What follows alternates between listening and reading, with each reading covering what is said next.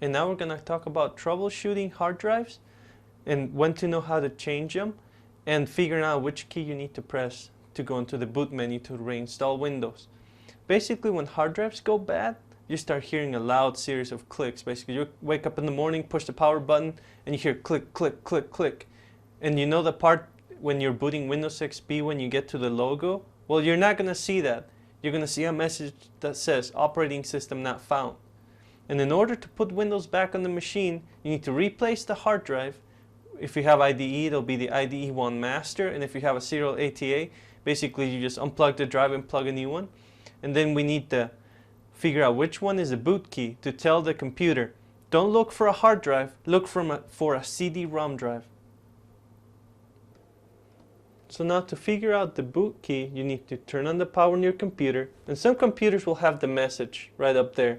Like in mine, it said push F12 for boot menu. Now if your computer doesn't show that, you can just start pushing F keys. Let's say you start the computer, all you need to do is keep pushing, like normally you should start with F12. So turn on the power to your computer, start tapping on F12. You might get an error message saying keyboard key stuck. Disregard that, keep going, and eventually you're gonna get to a menu like this. Okay, so now my computer, I pushed F12 and I got to this menu. I can have the option to boot up from an internal hard drive. Now we're pretending that Windows is busted, so this one won't do me any good.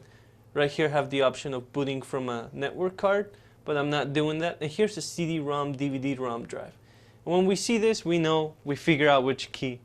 Sometimes some computers don't show up. All you need to do is pick an F key, start with F12, push the power on the computer and start tapping on F12 until you get a message that gives you an option like this. If that doesn't happen and you go and the computer continues, just turn off the power, push the button back on and tap on like F11 and do it successively for every single key. 99% of the time it will be an F key, so eventually you'll figure out. And this is important for reinstalling Windows on your computer, and for example the program I'm going to show later on, Norton Ghost, how to recover a backup that you made